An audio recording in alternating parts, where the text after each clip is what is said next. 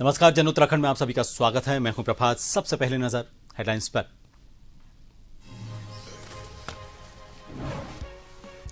देहरादून में नारी शक्ति वंदन सम्मेलन आयोजित। मुख्यमंत्री पुष्कर सिंह धामी ने की शिरकत। महिलाओं का किया गया सम्मान।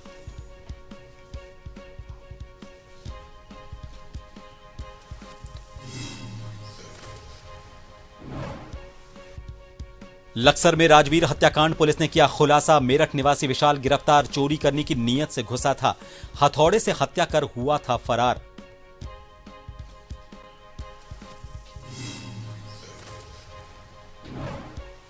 चमोली में बीमार बुजुर्ग को 8 किलोमीटर डंडी कंडी से ढोया। अचानक बिगड़ी तबीयत, सड़क न होने से बढ़ी परेशानी।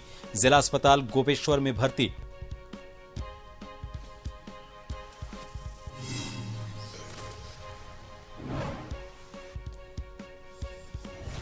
उत्तराखंड में 19 अप्रैल से शुरू हो रही चारधाम यात्रा। तैयारियों को लेकर कल मुख्यमंत्री करेंगे निरीक्षण। अक्षय तृतीया पर खुलेंगे कपाट।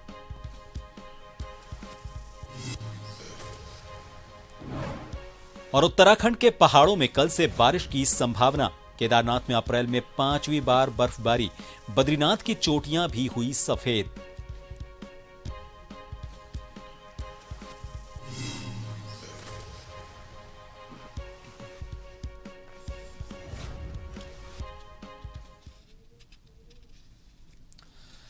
मुख्यमंत्री पुष्कर सिंह धामी ने परेड ग्राउंड स्थित क्रीड़ा हॉल में आयोजित नारी शक्ति वंदन टाउन हॉल सम्मेलन में हिस्सा लिया। यह कार्यक्रम महिला सशक्तिकरण और उत्तराखंड में महिलाओं की राजनीतिक सामाजिक भागीदारी बढ़ाने के लिए आयोजित किया गया। यहां पर पीएम मोदी के वर्चुअल संबोधन के बाद महिलाओं को सम्मानित और प्रेरित किया गया।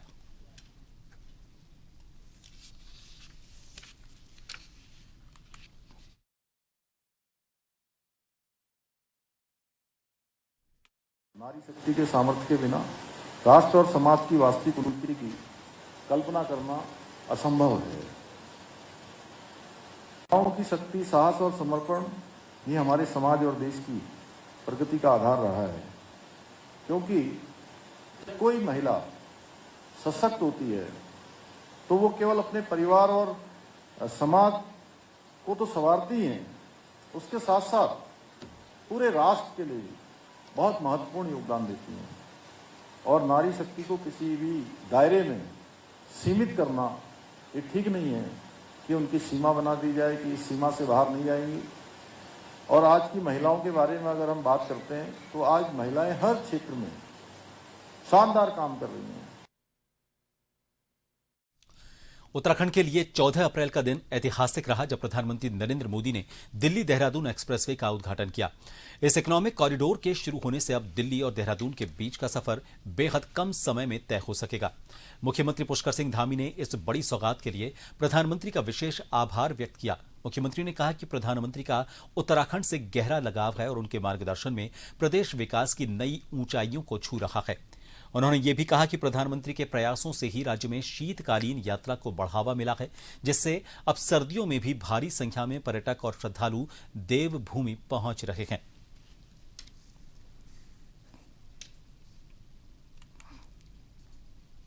से नहीं जुड़ा है, बल्कि पूरे देश से जुड़ने का जो हमारा समय है वो बहुत कम हो गया है।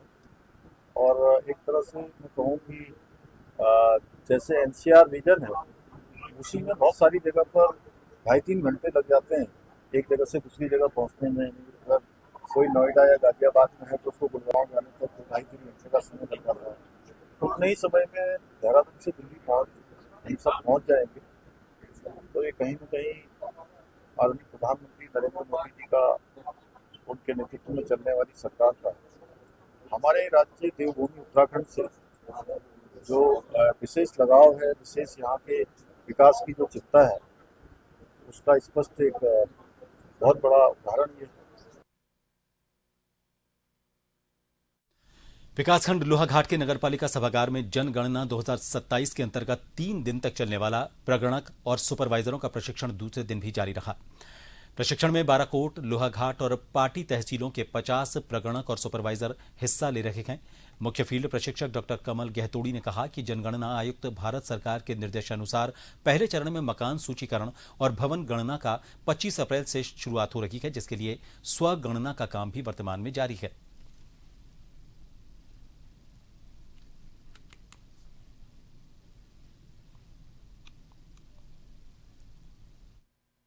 दो 2027 में होनी है, जो 2 चरणों में होनी है।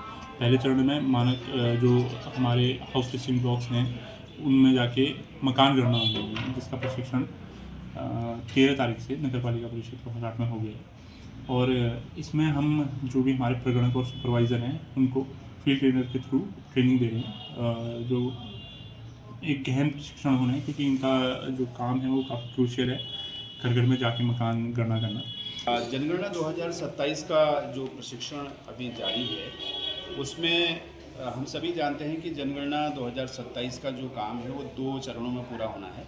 अभी पहले चरण मकान सूचीकरण और भवन गणना का काम शुरू हो रहा है, तो इसमें हमारे पहले फेज़ का प्रशिक्षण अभी प्रारंभ हो गया है जनपद में, और प्रत्येक तहसील में और प्रत्येक विकासखंड में प्रशिक्षण जारी है।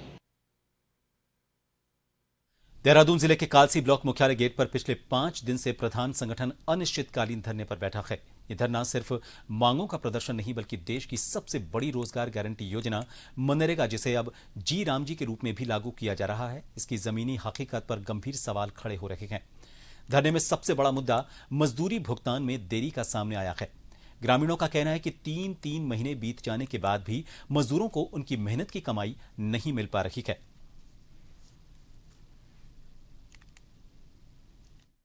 समस्या इसमें खास तौर से ज्योग्राफिकल है, जो कि ऊपर ये ऑनलाइन सिस्टम की अटेंडेंस लगती थी, वो बिल्कुल ये यदि अटेंडेंस ऑनलाइन लगी तो ये योजनाएं ऊपर बिल्कुल पहाड़ में चल नहीं सकती है स्पेसिफिक जगह पे। और वहाँ पे जो पहले अटेंडेंस लगती थी वो इस तरीके की नहीं थी। अब तो ये इन्होंने सिस्टम पूरा बदल दिया है। जीपीएस सिस्टम को भी हम मान रहे हैं कि ये पारदर्शिता बरते। 252 रुपये की पारदर्शिता नहीं, ये तो बिल्कुल योजना को बंद करने के लिए किया गया है। विकास की बातें नहीं, हम अपने संगठन से पूरी उम्मीद करते हैं कि इसको हम स्टेट गवर्नमेंट से मनवा के रहेंगे, क्योंकि ये जब 2006 में योजना लागू हुई थी तो उस समय भी डिफरेंट स्टेट के लिए ये ज्योग्राफिकल अलग अलग सिस्टम बना दिया गया था कि वो निर्णय ले सकता है। तो धरातल पे बिल्कुल सुविधाएं नहीं हैं। कुछ दिनों से हम यहाँ पर धरने पर बैठे हैं, और हमारा यहाँ पर धरने पर बैठने का मुख्य कारण है जी राम जी के प्रति हमारा विरोध है। इसमें हम चाहते हैं कि इसमें जो भी कार्य ऑनलाइन किए गए हैं उसको हम चाहते हैं कि ऑफलाइन किए जाएं। इसका मुख्य कारण है कि आज भी पहाड़ी क्षेत्रों में कई गांव ऐसे हैं जहां पर इंटरनेट की फैसिलिटी नहीं है, टावर नहीं है, जहां पे जिसकी वजह से जो भी ऑनलाइन जो अटेंडेंस वगैरह है वो लगती है वो नहीं हो पाती। तो हम चाह रहे हैं कि जो भी काम है वो ऑफलाइन कर दिए जाए। हम यहाँ पर एकत्रित हुए, हमारी जो मांगे हैं, हमारी मांगे फेस लॉक को लेके, क्योंकि जो ये फेस लॉक है इसमें जो मजदूर है वो 2 टाइम की हाजिरी नहीं दे सकते हैं, और यहाँ पर जो नेटवर्क सुविधा है, जो रूरल क्षेत्र में नेटवर्क सुविधा भी नहीं होती है, गदेरों में, खालों में, वहाँ पर जो है नेटवर्क सुविधा नहीं होती है, जिस कारण की ना जो अटेंडेंस है वो पूरी नहीं हो पाती है। रुड़की में आंगनबाड़ी कार्यकर्ता, सेविका और मिनी कर्मचारी संगठन उत्तराखंड ने अपनी विभिन्न मांगों को लेकर जोरदार प्रदर्शन किया। बड़ी संख्या में कार्यकर्ता उप जिलाधिकारी कार्यालय पहुंचे और धरना देते हुए अपनी समस्याओं को उठाया। इस दौरान संगठन की ओर से उप जिलाधिकारी को ज्ञापन भी सौंपा गया। प्रदर्शन के दौरान मानदेय बढ़ाने, अनावश्यक कटौतियों को बंद करने और आंगनबाड़ी कार्यकर्ताओं को बायोमेट्रिक प्रणाली से न जोड़ने की प्रमुख मांगें उठाई गईं।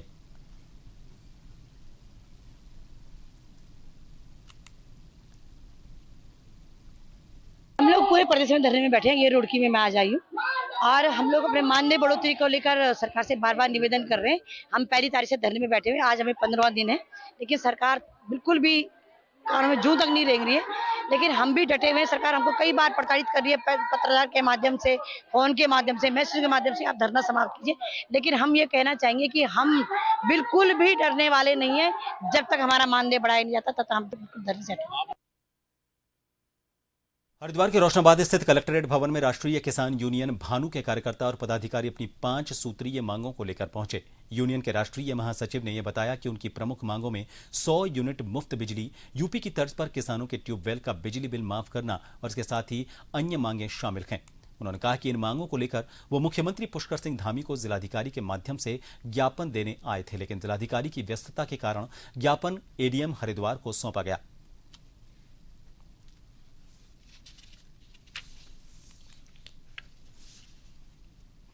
ये अपने भारतीय किसान यूनियन भानु के द्वारा जो आज यहाँ एकत्र हुए हैं, उनके द्वारा 4 बिंदुओं पर माननीय मुख्यमंत्री जी को एक ज्ञापन प्रस्तुत किया गया है, जिसमें बिजली 100 यूनिट बिजली फ्री करने के संबंध में, ट्यूबवेल की बिजली फ्री करने के संबंध में और यूपी की तरह किसानों को बिजली फ्री करने के संबंध में ज्ञापन दिया है और इसको ज्ञापन हमारे द्वारा प्राप्त कर लिया गया है और इस ज्ञापन को अभी माननीय मुख्यमंत्री जी को प्रेषित कर दिया जाएगा।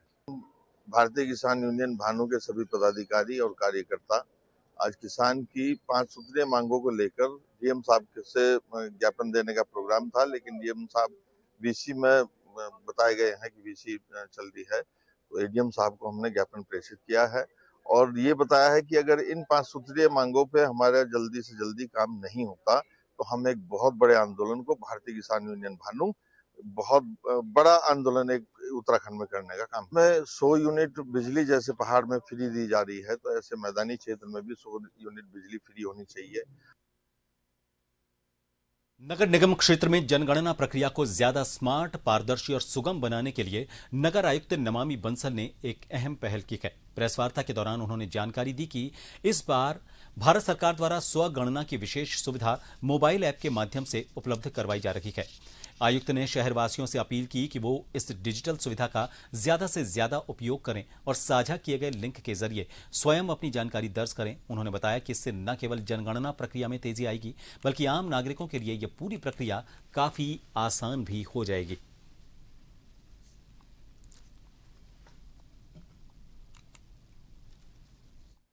देखिए, जनगणना की अति महत्वपूर्ण प्रक्रिया अब शुरू हो चुकी है और इसमें विस्तृत प्रशिक्षण कार्यक्रम, गहन प्रशिक्षण कार्यक्रम सभी प्रगणकों का, पर्यवेक्षकों का चलाया जा रहा है और साथ ही साथ स्वगणना की भी व्यवस्था इस बार भारत सरकार के द्वारा ऐप के माध्यम से की गई है। तो इस प्रेस वार्ता के जरिए एक अपील की जा रही है कि जितने भी समस्त नगर निगम क्षेत्र के निवासी हैं वे सभी स्वगणना को अपनाएं, स्वगणना की प्रक्रिया को समझें। उसका लिंक आपसे साझा किया जा रहा है और एक बहुत ही सरल प्रक्रिया के अंतर्गत स्वगणना की कार्रवाई को पूरा कर लें। इससे आने वाली प्रक्रिया में सभी प्रगणकों को और पूरे जो जनगणना का तंत्र है इसको भी निश्चित रूप से आसानी होगी और आप सभी के लिए भी प्रक्रिया का सरलीकरण हो जाएगा।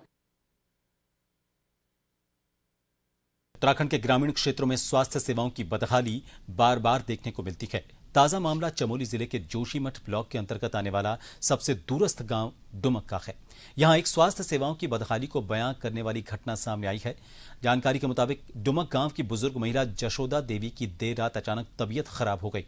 सड़क और स्वास्थ्य सेवाओं के अभाव से 70 वर्षीय बुजुर्ग महिला जशोदा देवी को गांव के ही कुछ ग्रामीणों द्वारा तकरीबन 8 किलोमीटर के आसपास पैदल पथरीले रास्ते से होकर डंडी कंडी में बिठाकर मुख्य सड़क तक पहुंचाया गया। यहां से बीमार चल रही बुजुर्ग महिला जशोदा देवी को गोपेश्वर स्वास्थ्य समुदाय केंद्र तक ले जाया गया और ऐसे में अब भाजपा प्रवक्ता भी मान रहे हैं कि उत्तराखंड में विकट भौगोलिक स्थिति के कारण कुछ कठिनाइयां अभी भी बाकी हैं। ये एक चिंतनीय विषय है। ये सरकार के संज्ञान में ये मामला आया है और शासन प्रशासन से इसकी रिपोर्ट तलब की जा रही है।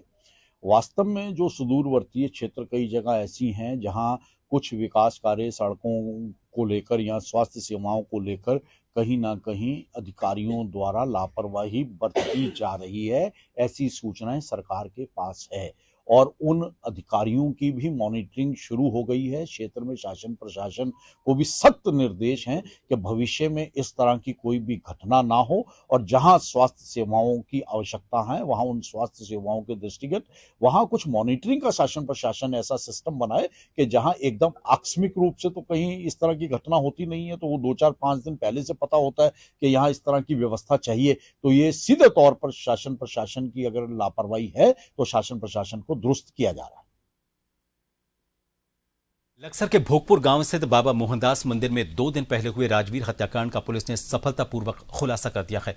एसपी देहात रुड़की शेखर चंद्र सोयाल ने लक्सर कोतवाली में प्रेस वार्ता कर बताया कि मंदिर परिसर में एक व्यक्ति के मृत मिलने की सूचना पर पुलिस ने जांच शुरू की। इसमें चोरी की घटना भी सामने आई। जांच के दौरान पुलिस ने आसपास लगे सीसीटीवी फुटेज खंगाले, जिसके आधार पर मेरठ निवासी आरोपी विशाल को गिरफ्तार किया गया। पूछताछ में आरोपित ने बताया कि वो मंदिर में चोरी के इरादे से घुसा था, तभी वहां रह रहे राजवीर ने उसे पकड़ लिया। इसके बाद दोनों के बीच हाथापाई हुई। आरोपी ने हथौड़े से वार कर राजवीर की हत्या कर दी। पुलिस ने आरोपी के कब्जे से मंदिरों से चोरी किया गया सामान भी बरामद कर लिया है।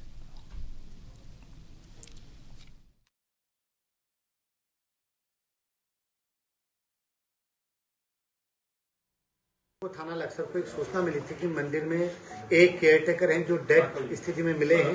थाने की टीम वहां पर पहुंची, हमारे सीओ साहब एफएसएल के साथ वहां पहुंचे। एक ब्लाइंड मर्डर केस था और 2 मंदिरों से कुछ सामान चोरी होने की पुष्टि हुई थी। तो ये अंदेशा था कि चोरी करने के इरादे से कोई व्यक्ति वहां आया और उसने वो जो केयरटेकर था उसका मर्डर किया। तो 3 दिन से लगातार हमारी टीम काम कर रही थी। तो फाइनली मुखबिरों को इन्होंने मामूर किया था, सीसीटीवी देखे गए, कई जगह टीमें दौड़ाई गई। तो फाइनली एक हुलिया हमें मिला था। उस हुलिया के हिसाब से टीमों ने काम किया। तो एक व्यक्ति जिसका नाम विशाल उर्फ जो मुजफ्फरनगर का रहने वाला है, यहाँ काम की तलाश में आया था। विशाल चौधरी पुत्र परविंदर, इसको कल पुलिस ने पूछा तो सख्ती से पूछताछ करने पर इसने बताया कि वो चोरी के इरादे से उस मंदिर में घुसा था।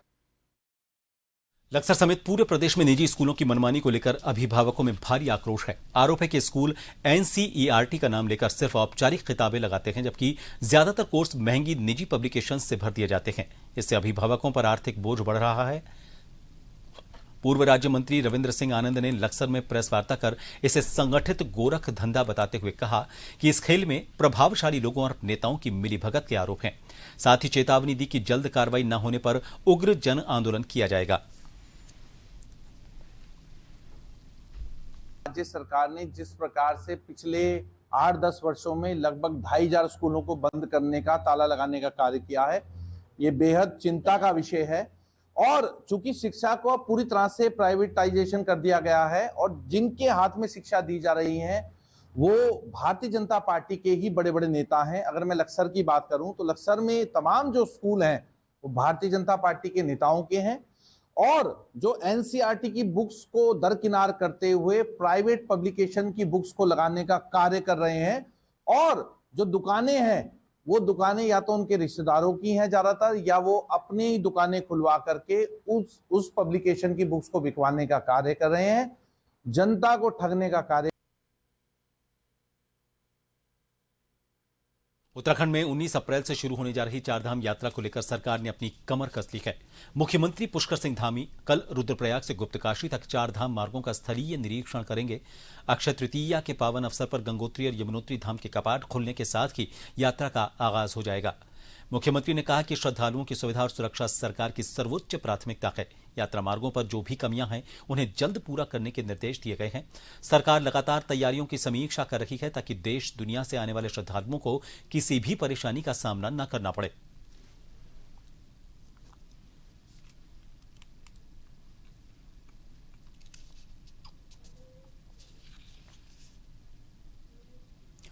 उत्तराखंड के ज्यादातर हिस्सों में आज मौसम शुष्क रहने वाला है। राज्य के ज्यादातर हिस्सों में धूप खिली। मौसम विभाग के अनुसार अगले 4 से 5 दिन के भीतर राज्य के अधिकतम तापमान में 2 से 4 डिग्री सेल्सियस तक की धीरे धीरे बढ़ोतरी होने की संभावना है। राज्य में कल से एक बार फिर मौसम करवट लेगा। उत्तरकाशी, चमोली और पिथौरागढ़ के कुछ हिस्सों में हल्की बारिश और गर्जना की संभावना जताई गई है। इसके साथ ही 3800 मीटर से ज्यादा ऊंचाई वाले इलाकों में हल्की बर्फबारी देखने को मिल सकती है।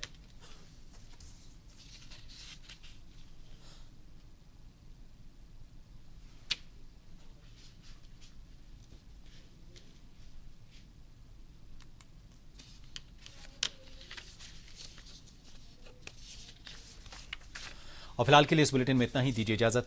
नमस्कार।